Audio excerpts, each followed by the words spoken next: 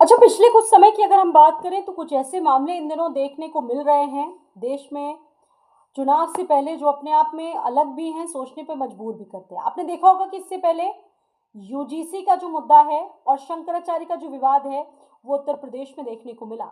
अब ठीक एक ऐसा ही मुद्दा जो इन दिनों बहुत चर्चाओं में बना हुआ है। दरअसल ये मुद्दा फिल्म से जुड़ा हुआ है। एक फिल्म आने जा रही है नेटफ्लिक्स पर, घूसखोर पंडित। उसके टाइटल को लेकर बड़ा अलग तरीके का बखेड़ा समाज में छाया हुआ है। एक तरह से कह सकते हैं कि मुद्दा गर्मा चुका है। और सवाल यहाँ पर यह है कि एक के बाद एक पॉलिटिकल स्टेटमेंट इसमें आए आए और शुरुआत जो की है वो मायावती ने की है। एक तरह से मुद्दा गर्मा चुका है। सवाल यहाँ पर यह है कि बीजेपी ने 24 घंटों में बड़ा एक्शन क्यों लिया, क्योंकि ये पूरा मामला यहाँ उत्तर प्रदेश सरकार तक आ चुका। मनोज वाजपेयी की एक फिल्म आने जा रही है। एक टीजर रिलीज हुआ जिसमें फिल्म घूसखोर पंडित पर बखेड़ा खड़ा हो गया। उत्तर प्रदेश में से फिल्म के टाइटल को लेकर जबरदस्त तरीके के से लेकर विरोध प्रदर्शन हो रहा है। ब्राह्मण समाज के लोग अर्धनग्न होकर प्रदर्शन कर रहे हैं। अलग अलग शहरों में प्रदर्शन हो रहे हैं। शहर दर शहर तस्वीरें आ रही हैं इसको लेकर। अब सवाल यह है कि बीजेपी ने इस मुद्दे को साधने की कोशिश की है, क्योंकि जानकार जो विश्लेषक है चुनावी, और जो विश्लेषक हैं, जो कह सकते सियासी पंडित है, वो मानते हैं कि जातिगत समीकरणों को संतुलित करने की कोशिश की जा रही है। एक तरफ देखिए, आपने देखा होगा बीजेपी की तरफ, माफ कीजिएगा, बीएसपी की तरफ से जो टिप्पणी आई, उसमें मायावती का साफ कहना था कि पूरे देश में ब्राह्मण समाज को जिस तरीके से टारगेट बनाया जा रहा है, उनका अनादर किया जा रहा है, बहुत गलत मैसेज जा रहा है। इस तरह का उन्होंने ट्वीट किया। वो ट्वीट मैंने चलाया भी था, आपने देखा होगा। अच्छा, उसके ठीक बाद बहुत सारे लोगों की प्रतिक्रियाएं आई, पॉलिटिकल स्टेटमेंट आए, लेकिन महत्वपूर्ण बात यह है कि अगर कोई पॉलिटिकल इसको लेकर इंडिकेट कर रहा है तो उसके अपने अलग मायने हैं। अब फिल्म को लेकर तो एक तरह से जो प्रदर्शन है वो तो हो ही रहे हैं शहर दर शहर। अब सोशल मीडिया पर भी इस फिल्म को विरोध का सामना करना पड़ रहा है। यूपी में इस फिल्म पर विरोध हो रहा है। और उत्तर प्रदेश के हम हाल फिलहाल अगर कुछ घटनाक्रमों का जिक्र करें, क्योंकि बीजेपी सरकार जिस हिसाब से फिल्म के शीर्षक घूसखोर पंडित को लेकर एक्टिव हुई है, वैसे पिछले कुछ मुद्दों पर एक्टिव होते हुए नहीं दिखी। आपने देखा होगा यूजीसी वाला मुद्दा जो मैंने शुरुआत में गिनाया, यूजीसी के मुद्दे को लेकर बीजेपी सरकार उतना एक्टिव नहीं होती दिखी। सवर्ण समाज की और ब्राह्मणों की नाराजगी उस वक्त भी थी। और उसके ठीक बाद आया शंकराचार्य का मुद्दा। शंकराचार्य के मुद्दे ने भी एक हफ्ते से ज़्यादा समय तक पूरे उत्तर प्रदेश में हाइप बटोरी।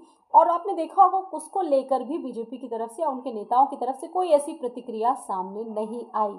अब सवाल ये है कि उत्तर प्रदेश की राजधानी लखनऊ के हजरतगंज पुलिस स्टेशन में इसी फिल्म को लेकर सामाजिक कलह कलेश फैलाने का प्रयास करने, धार्मिक और जातिगत भावनाओं को ठेस पहुंचाने और सार्वजनिक शांति और कानून व्यवस्था को भंग करने के आरोप में मामला तक दर्ज कर लिया गया है।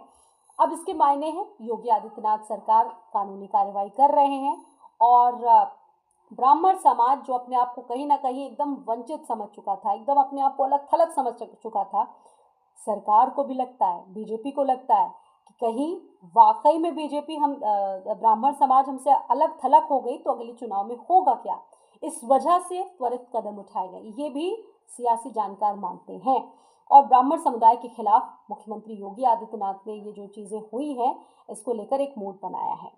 अब ओटीजी प्लेटफॉर्म पर नेटफ्लिक्स की ये फिल्म जिसका एक पोस्टर जारी हुआ है, मुख्य किरदार मनोज वाजपेयी निभा रहे हैं। फिल्म का शीर्षक है घूसखोर पंडित और जो निर्माता हैं उनका नाम है नीरज पांडे। अब आप सोचिए कि एक्टर भी पंडित और जो डायरेक्टर हैं वो भी पंडित हैं, और इन्हीं दोनों लोगों पर आरोप लगे कि ये जब हैं पंडित तो इन्होंने एक जाति वर्ग के लोगों को ही टारगेट किया है। इस मुद्दे को देखते हुए एफआईआर दर्ज करवाई गई जिसमें जातिगत विषयों पर निशाना बनाने और बांटने के आरोप लगे। इसमें विश्वविद्यालय अनुदान आयोग यूजीसी के द्वारा अधिसूचित समानता नियमों का विरोध प्रदर्शन और प्रयागराज में ज्योतिर्मठ के शंकराचार्य अभिमुक्तेश्वरानंद सरस्वती के साथ कुछ जो दुर्व्यवहार हुआ है वो तमाम चीजें भी शामिल की गई हैं।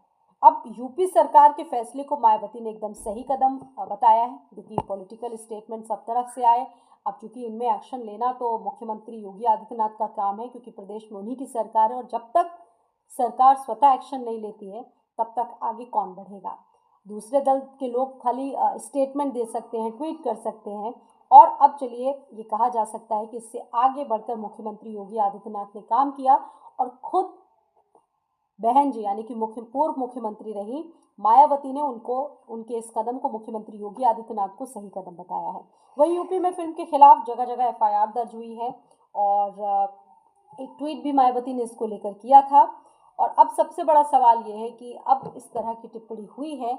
अब देखिए ये सारी चीज़ें हुई हैं, बहुत सारे लोगों ने इसमें बयान भी दिए हैं, लेकिन सवाल ये है कि ब्राह्मण समाज की नाराज़गी क्या वाकई कम हो पाई है? क्योंकि शंकराचार्य का जो मुद्दा हो वो मुद्दा भी कहीं ना कहीं बीजेपी के लिए एक बड़ा नुकसान के तहत जो जानकार हैं वो बता रहे हैं। शंकराचार्य का मुद्दा अब 2027 से पहले अगर इस तरह की चीज़ें होती हैं, बीजेपी इसको एक तरह से कंट्रोल नहीं कर पाती है, तो ये फिर बीजेपी के लिए भी एक बहुत बड़ी मुश्किल हो सकती है। इस मुद्दे को आप कैसे देखते हैं? सिर्फ एक फिल्म ही नहीं, पूरे ब्राह्मण समाज को लेकर या पूरे सवर्ण समाज को लेकर इस तरह की चीज़ें क्या वाकई आईना दिखा पाएंगी? आप क्या कहते हैं? ज़रूर बताइएगा।